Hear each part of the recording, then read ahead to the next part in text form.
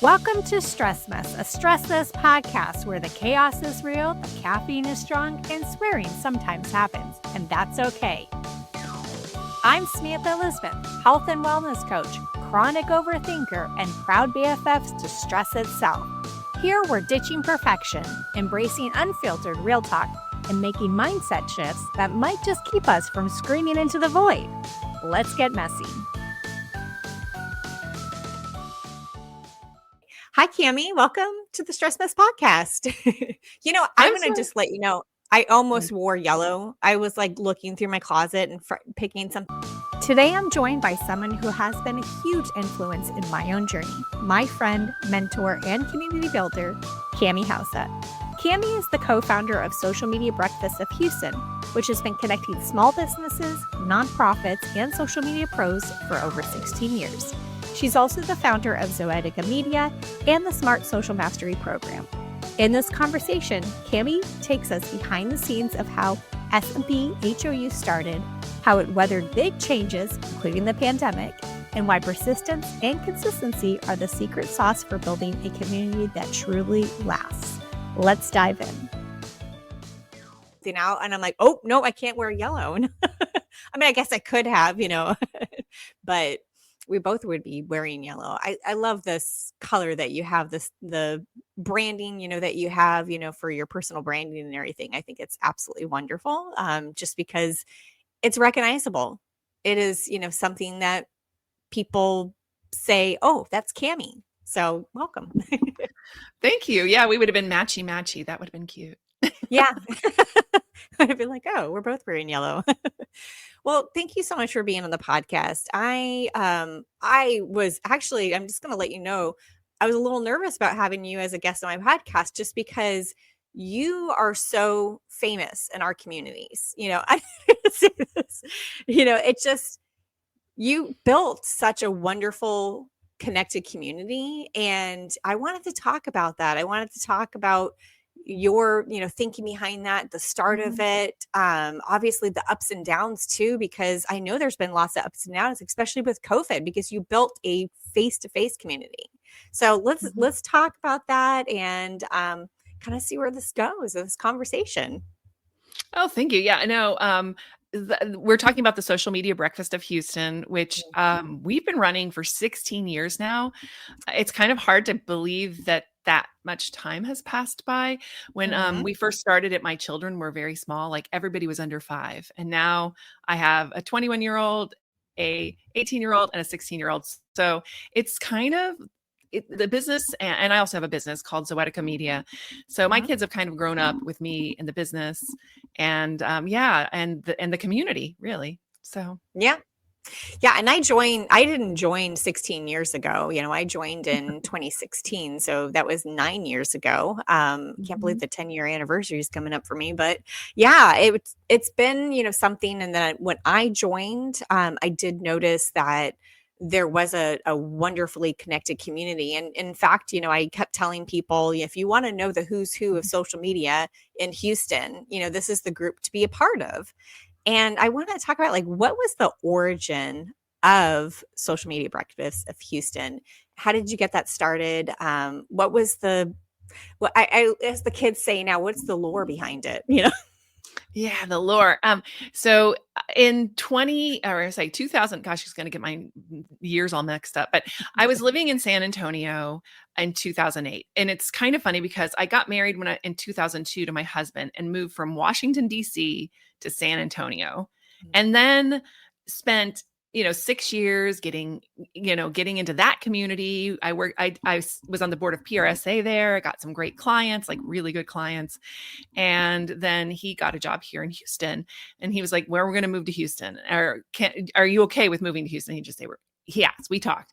And I was like, okay. So we were moving to Houston. And I thought I knew nobody here, but that wasn't true, because I was writing a blog at the time called Communications Overtones. I still do a blog, but that was kind of the blogging era, right? So everybody was writing a blog.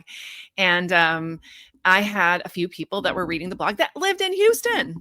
And one of them was the great and wonderful Sandra Fernandez. And she reached out to She goes, "You're moving to Houston?" I'm like, "Yeah," because I was tweeting about it on Twitter because Twitter was my jam at the time. And she and I had lunch as soon as I got here. Not as soon, but we had lunch a couple of times. And then she started to introduce me to a couple of people. And one of them was Jennifer Tejada, who at the time was the very first social media manager for MD Anderson Hospital System ever. So Yeah. she and I started talking, and we were like, there should be an event or an organization or a meeting, a meetup of people that are into social media and social media management in Houston. And of course there wasn't one. So we started it together. That's amazing. I love that you saw that need within you just moving here and, Mhm. being able to connect with people and having that mindset, that you have that seeing that gap, and being Mhm. able to know that you have the capability as well too. And, you have partnerships and everything, to be able to do that. So what was that like, the first time that you guys kind of met up? Was it just you and Jennifer or was it, other people Mhm. joining in? What was that like? So, well, really, it was just Jennifer and I first. We got together for some pizza and we were chatting over it, and we decided to do it. The problem was, is I was pregnant Mm. with my daughter. I mean, with my son, actually. My daughter was already born, but I was pregnant with my son, and we decided to wait until I had the baby to start. And so Mhm. we were just kind of waiting, but we were talking to different people, and she knew like a lot of people around town, right? Because she was very well connected because she's been here. I knew really no one. I mean, I knew her, I knew Sandra, but Yeah. I guess the point I'm trying to make here is I think a lot of times people don't think they can do it because they don't think they're well placed or they don't have the gravitas or whatever. Yeah. The truth is that if you see a need and you just start to fill it, people kind of come to you, especially if Mhm. you're open about it. And so we wanted to make it very different than the other organizations. It wasn't like a membership organization. You don't pay to go, you don't pay to be in it.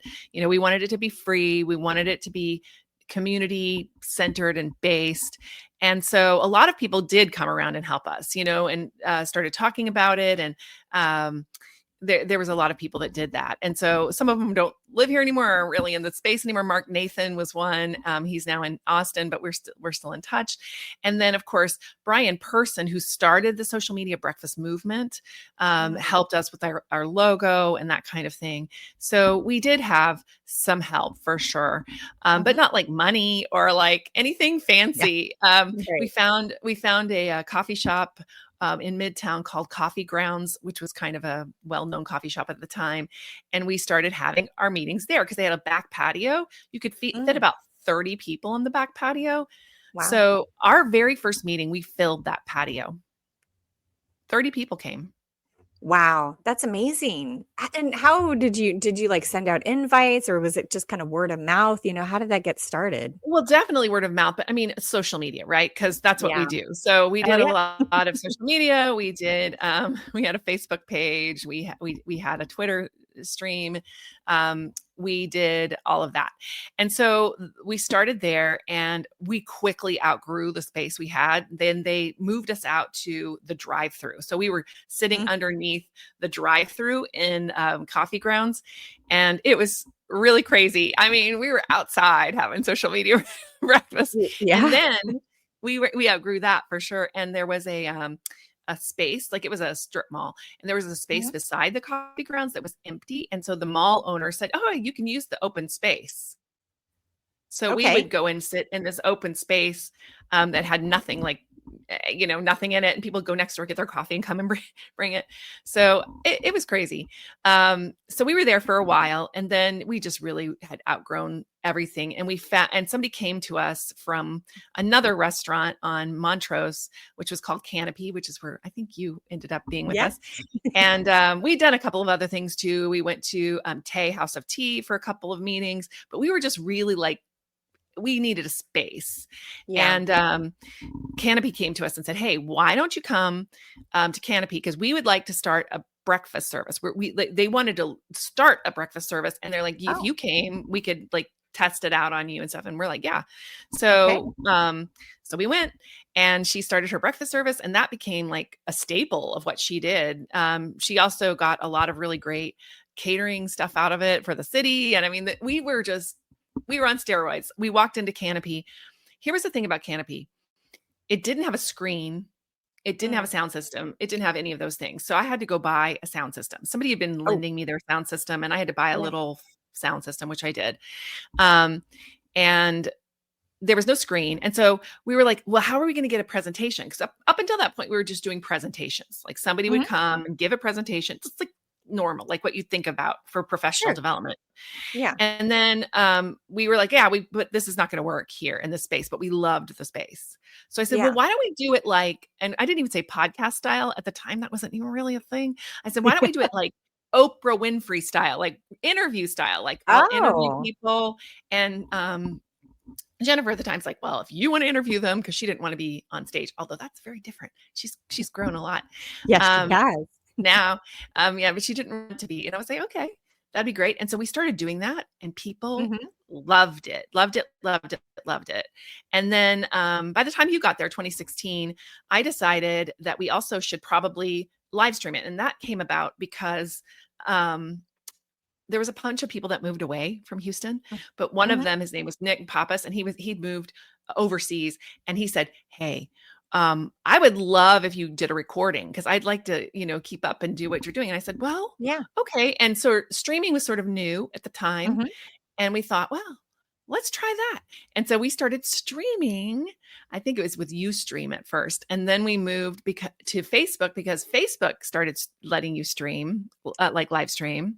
And so as soon as that happened, we were on it. We were like live streaming the events. Were they always great live streams? We did what we could do. Right. So. Yeah. Technology, right? Especially in a space that is not set up for the technology. Because I do remember, like, I would come early, for the breakfast just because I lived so far away, and I was just afraid of traffic always. And I would always come early and help set up, and everything, and kind of see the operations a little bit. And that's, kind of how we got to know each other a little bit more. Is just thank you, by the way. I mean, because that's what we counted on, is like, nobody got paid to be there. We were all just volunteers. Like, I needed people to come. I usually set up all the equipment and then sat down and did the interview. It was a little mind blowing, but like one man band, there. It was. And I enjoyed every second of it. I also love having a team now. Yeah. Right. And you have a wonderful team too. I do. I grew into that though. And that's just, I think you grow into these things, right? You do. And mostly it was just consistency, right? Just being consistent and caring about people. Like, and that was the big thing, is that this was not a sales event for me or for anybody. It was always about community, about like all of us rising together. That was the purpose of it. And people would ask me, why'd you start this? And I'd say, well, to make friends. Yeah, exactly. I mean, the thing is that a lot of times, and I do look at it too, because, I'm starting to build a community for my consulting side of the business. And, that's one thing, is that it's a little self-serving, just because I mean, the original thought is that I wanted to bring a community together, just like you did, but I do know that there's challenges in that too, because you do get something, out of it too. Of course, you have people, with the expertise, and you can learn from them, and, you can also, to the community, get that information out there. But that's one thing too, that there's challenges along the way. And I know that COVID, when that hit, it really took a hit on the community too, because people were used to meeting up once a month face to face. And I know on the opposite weeks too, you have the virtual session too. But when did the virtual session start? During COVID. Yeah. Okay. So you were doing it once a month for the Canopy meetups. But of course, we lost Canopy at one point. Well, I was on an airplane, going to an event somewhere else. And I got the news that Canopy had closed. And I was like, okay, now what? Now what do we do? And she said that we could come to Alice Blue. So Claire, who owned Canopy, also owned another restaurant called Alice Blue, which by the way, did not make it through the pandemic either. So Alice Blue agreed to have us. And it was good there. I mean, we did pack out that place too, but it was just not like Canopy, you know? Yeah, right. The setup at Canopy was great. And I'm surprised to hear about the breakfast too, because their breakfast is so delicious. I miss it. Just remember trying a variety of things every time I was there. But yeah, when COVID hit, so there was that whole switch to virtual. And I know that social media breakfast, of course, kind of took a hit during that time. But people got used to meeting virtually. But coming out of the pandemic, then you went back to face. And that was a little bit of a struggle too, because people were like, wait, what? Are we meeting face to face again? Yeah, people still say that to me sometimes. Like, you guys, I'm like, yes, we're back. We're back. It was rough. I mean, it was rough on everyone though. So I'm not like a victim here, right? So it's like, okay, Right. when COVID hit, one of the things I knew right away is that because of what I do with Zoetica, because I do social media marketing and Mhm. I teach people, or not just teach people, I do that now, but I also do it for our clients, right? And so we had a very steady client base. We didn't lose a lot of clients during COVID, which I'm really grateful for. We did lose some. Our travel and tourism clients were like out. They're actually only coming back now, believe it or not. Yeah. So, interestingly, I knew that we had a lot of interesting things to do. So I also launched Smart Social Secrets during the pandemic, which Mm, was a training program, which now is Smart Social Mastery. And I'll explain that in a yes. minute. But basically, what happened was I was like, I need to get this information into the hands of small business owners that are struggling. And Yeah. so we did basically what we do for Smart Social Mastery, but on like a course type of thing. Like, it was 6 Yeah. weeks in and out. And so I did that a couple of times during the pandemic, and people were really, really grateful. But it was interesting because, like, I'd have carpet cleaners and I'd have like bus drivers and like party bus driver. I had like, PR and marketing people as well. So Yeah. that also opened up a whole new door for me that I don't know if I would have gone through without COVID. Hmm. So, Yeah.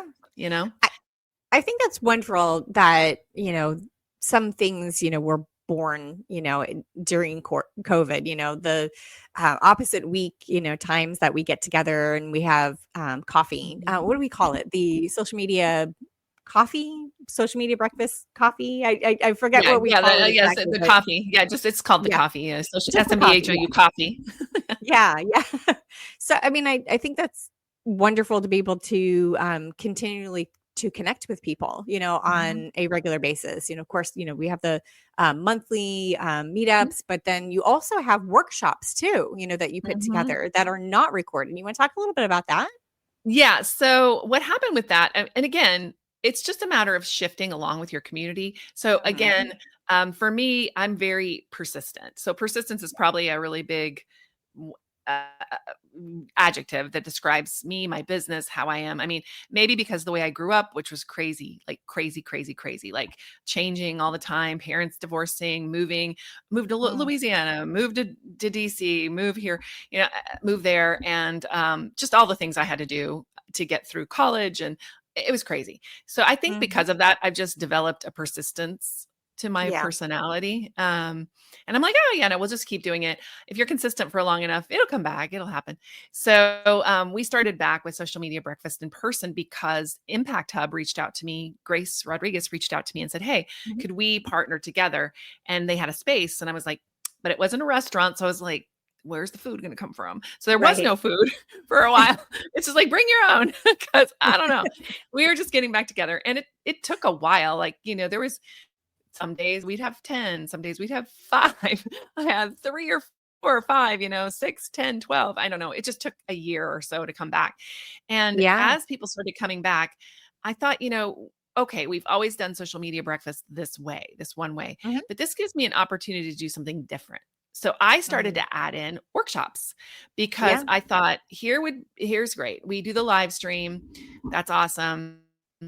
But what if we did a couple of them that weren't live streamed? That were the Mhm. only way you could get it is if you came in. And if you came in, it would be a big payoff because something would happen during that time that you could take away and apply to your business right away. So it's not even like just listening in, it's like actually doing the work. And that Yeah. was what I started to do. And really, I think part of that was informed by Smart Social Secrets and Smart Social Mastery. Like we do that kind of Mhm. work in Smart Social Mastery. And I thought, let's Yeah. take a little taste of that into social media breakfast. I think it was just really like thinking about what is in it for the people. Yeah, definitely. And you So, offer so much to the community too. I mean, you offer those course networking, time. mhm, You offer, people speaking about how they were successful mhm, too, just to mhm. give people some inspiration and some ideas. Of course, have the workshops, smart social mastery, everything, that you bring together. How do you find time for family and client work too? Well, no, I do. It's good. I mean, if I didn't have a team, I couldn't do all of that. Yeah. Truthfully, Mhm. I really couldn't. But it is a challenge. But I also work from home, right? So that's Mhm. why I actually have always worked from home since I got married, is because knew we were going to have children, and we do. And Yeah. so somebody needs to take them. In fact, this morning, what I was doing is getting Gatorade and dropping it off at the school for the track Oh, meet this weekend. So it's just okay. like, I'm able to do like Mhm. switching, I guess. So I've set up my life in such a way that my family is the number one priority in my life. I don't do a Mhm. lot of evening events. You won't catch me at a lot of other events, although I have spread out this year. Sure. I'm serving on the board of PRSA this year, and that's because I need to bring the goodness that we've put together out there in the world somewhere. So I want to Mhm. make sure that I'm connecting with more people. So I'm doing that. But my kids are older now, and I don't have to also pick them up and drop them off everywhere. Do you know what I'm saying? Yeah. My Right. daughter sometimes does it for me, for my kids. So it just Yeah. depends. But I think that's how. I mean, it's a balance, and the truth Mhm. is that sometimes one side wins over the other side. Mhm. That's true. So, Yeah, definitely. I mean, because, in fact, even with this community, mhm. that you have created and you're managing and everything, family does come first. Something comes up, family wise, it's just, um, you don't want to break, right? And have the Mhm. stress of, both and trying to manage everything. But yeah, family always comes first. And I do see that in you a lot too. And I think that just absolutely wonderful is that you can maintain both. And yeah, you have once again an awesome team, of people, that are there to help you. Couldn't do it So without them, honestly. yeah. But I So what do you left for think? 3 weeks. I left for vacation for 3 weeks, and I didn't even check my email one time. That's amazing. I don't know when's the last time I did that. you know, but of course I don't have a team, No, but currently, but even when I didn't, I was you. I mean, so for Mhm. many years, I didn't have a team either. I just did it Yeah. myself. Yeah. Um, but I did try to also take those breaks and then just like Mhm. put myself in like little capsules. So like I do email, but I do it like not like every minute. Do you know what I'm saying? I do it Yeah. like on a Friday during my vacation, Sure. I did early on hire an administrative assistant, which was a virtual Mhm. assistant, Mhm. and gave her access to everything and said, if there's something that Mhm. comes in that's really important, text me. And I Yeah. said that to my team too. They just never texted me. But Mhm. I would have taken care of, I took my computer with me on this trip. I just didn't have to. So That's I think, wonderful. as you grow and your business grows and you're able to Mhm. do these things, it's just Mhm. great. But you have to actually go the way that you're going to go. Who is it? Covey, who said, Oh, begin the way you want to end, or how does it go? Begin the way you want to end, or begin the way. I'm gonna have to pull that out. no, it's okay. I'll look that up because I'm Yeah, I like, just thought I about don't it know before, it but off the top of my head either, but I'm like, I'm gonna look that up and I'll definitely put it in the show notes so yeah, people definitely because it's really good because it's really about starting the way that you want to finish Sure. Yeah. and leaving space for that Mhm. to happen someday. So Yeah. how do you do that? It's just like with your podcast. People say, put in your own ads, like Yeah. interrupt your own podcast and put your own ads in because someday somebody else is going to pay you to put something in that spot. Right. Yeah, exactly. And I do Leaving know that space. some platforms automatically put ads in for you, Mhm. and that's one thing. But yeah, you're absolutely right. Um I do want to talk about the future of social media Mhm. breakfasts. Sure. And actually, just in the community in general, where do Mhm. you think this is heading? Yeah, it's a really great question. So, um, as I age and become an old lady, um, I'm kidding. But what I've really been trying to do over the last year or two is Mhm. shift away from it being about me, the Cami show, whatever you want to call it, which I try not to be that anyway. Like it's funny because people will often have to say, so what do you do besides social media breakfast? And I've had people ask me that question. I'm like, oh, I have this whole other side. Well, let I me do a tell you bunch of something. stuff. But it's funny because I really don't have that in mind. Sometimes I forget to even introduce myself at these things, Yeah. say who I am at the beginning, and it's fine. I'm getting better at that, but I'm also getting better at like letting go. So like other people are also being the host.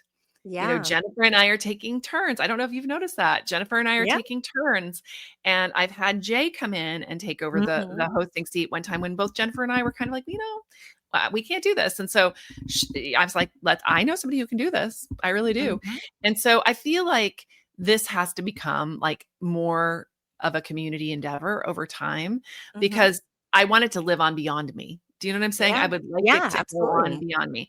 And it's not a true business or an organization. Like we haven't registered it or it's not a Mhm. nonprofit. It's not, and maybe it should be. I don't know. Yep. That's possibility, but it would have to have a lot more support before I would Mhm. like put that on myself because that actually is work.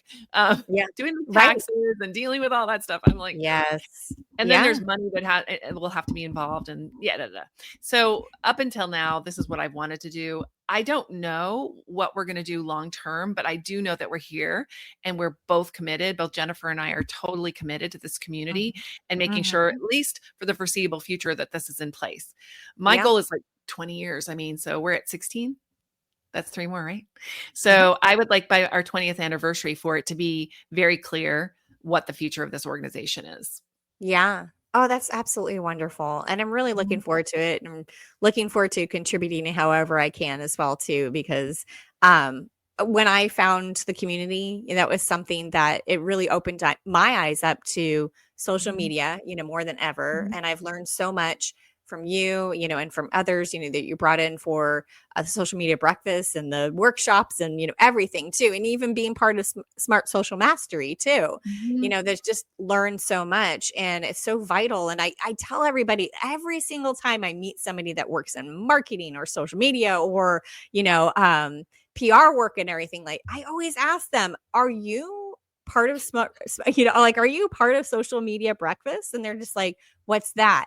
And like every single time I'm always introducing, I'm always pulling people in because it's like, once again, I feel it's the who's who of social media, within Houston. And, definitely want people to find that community. I mean, community is just so important to be able to learn, and grow Mhm. together. And I do love it too because everybody that I meet part of this community too doesn't feel like, oh gosh, this person next to me is my competition. No, we're learning and growing together. And that's the type of community this is that people are interested in connecting with other people and helping each other. And, Mhm. hey, if this project's not for me, I know somebody that is excellent, at this work. And, that's the kind of community that you want to be a part of, that it's like, there's no competition, within this community, which is great. So, Yeah, and it's not, a lot of these networks are like referral networks. You have to pay, and it mhm. feels all very smarmy and gooey and whatever. Yes. And what I love about social media breakfast is that we're all there for each other. Like Hmm. we're like, we're cheering when somebody has a new client or something. We're not like, oh my Yeah. gosh, how did you get that? Oh, Why yeah. didn't I? But Yeah. What about me? There's none of that. I think, Yeah. we just we're not catty, I guess. Hmm. In the end of the Right. day. Yeah. It's really important. And so that's it. And of course now we're at the Ion, which is and we've gotten for next year, we're completely at the Ion, just so you know, Yeah. all of the events are at the Ion next year. Great. And we've done some at SMBHOU co-working too, which has been Mhm. awesome this year. It's been great to be Mm. there. But Great space. I like being in the same place just for continuity. I like that Mhm. so they know where they're going. But Rice University has really come in and supported us, and Mhm. they're our big title sponsor. And I just feel like this community is great. And the reason we attract the best of the best, like yourself and others, is because um, we let it be about you and your community. Like you can Yeah. feel like you can feel ownership in this community. Yes, definitely.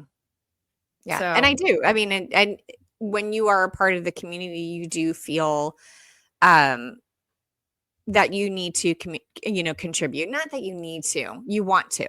That mhm, it's part of, being a part of the community is being able to see those opportunities for other people mhm, and, feeling the pull to be able to connect, that opportunity to the right person. And mhm. that's what makes a great community is people are looking out for each other. Mhm. Yeah, And definitely. and and it is free and accessible, which is one of Mhm, the things I really wanted, because whenever you're starting out, if you're a consultant, or you got a small business, mhm. or a nonprofit or whatever, it's sometimes hard to go to all of these luncheons and pay for them and do Yeah. all of those things. And so I always wanted it to be free. There's people that could afford it if I charge them. I have put out a little thing where people can give a little donations or whatever. I'm trying to Mhm. do a little bit more of that. I'm terrible at asking for stuff like that. I do have the Smart Social Mastery community, which is a paid community, but it's very Mhm. affordable for a paid community. And so Right. I try to keep things very accessible, because Mhm. and the reason, by the way, I started Smart Social Mastery is because I had a lot of people, and I mean, maybe about 10 or 15 say to me, could you be my mentor? Could I get you to mentor me, Wow. one-on-one, sort of Yeah. mentorship? And Yeah. I definitely don't have time for that. I don't have Yeah. time for one-on-one mentorship calls and coaching. You do that. Yeah. I'm like, Yeah. I don't think I could do that. So, Yes. not with everything. I could, but I'd have to get rid Mhm. of other things. And so that's why we started Smart Social Mastery, because it's a great opportunity for me to be able to mentor people into their coaching, the PR and marketing and coaching and consulting people. Because I've done this, I've built this for myself, and there's a lot Mhm. that I have to offer there. But even more, they have a lot to offer each other. You guys are always offering each other so Oh, much. yes. Oh, yeah, definitely. I see opportunity, like I said, and I want to make those connections or, "Oh, hey, this person does similar work. You might want to partner."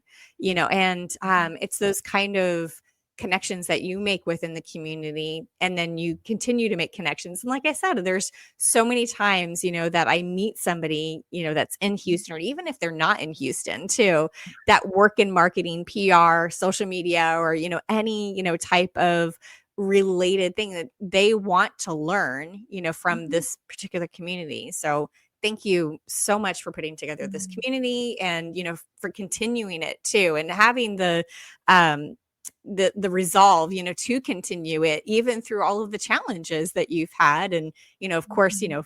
family life and, client work and everything. So thanks so much, Cami. And thanks for being on the podcast too. I appreciate it. Well, no, I'm glad to be here. And I'm on stress mess. So I do want to tell you that I do get stressed out. Yeah. I do. Mhm. I'm always I'm running on the edge of stress. I'm a little bit Yeah. ADHD like you. And Yep. I found that out in my adulthood. Yeah. But I'm just on the edge all the time. So I'm always pushing and pushing and pushing.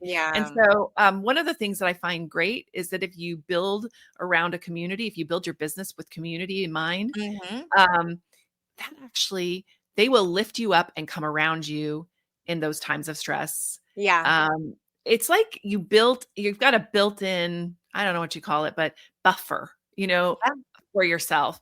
If you try to go it alone, that's when you are going to really, really be underneath the stress, right? So Yeah. I feel like anytime I've tried to go it alone, I've just collapsed under the stress, right? But when I'm like Well, here and I'm talking to you and I'm talking to people like you, and I'm, I look at Jennifer and I say, hey, you're gonna have to take that on because I'm doing this, or, I even in Smart Social Mastery, which is a paid program, I'm like, I'm out, Tracy, mhm. you're on deck. Yeah. Or, hey, Anne is, doing a speech. Can you come and do that for our group? First of all, it'll Mhm. help you because you're gonna practice. Second of all, Right. we're gonna learn from you, right? Right. So you've got to be able to be okay with letting go to other people a little bit, and I think that's why Mhm. community around your brand is so important. So that's my pitch for building a community for your brand. I love that. Well, thank you so much. I really appreciate you being on the podcast, you bringing together this community. Certainly, for people that want to check it out, I will put all of the information in the show notes and information on how to get a hold of you as well too. So, thanks so much for being on the podcast, Cami. This is absolutely wonderful, and yeah, thank you. Thank All you. right.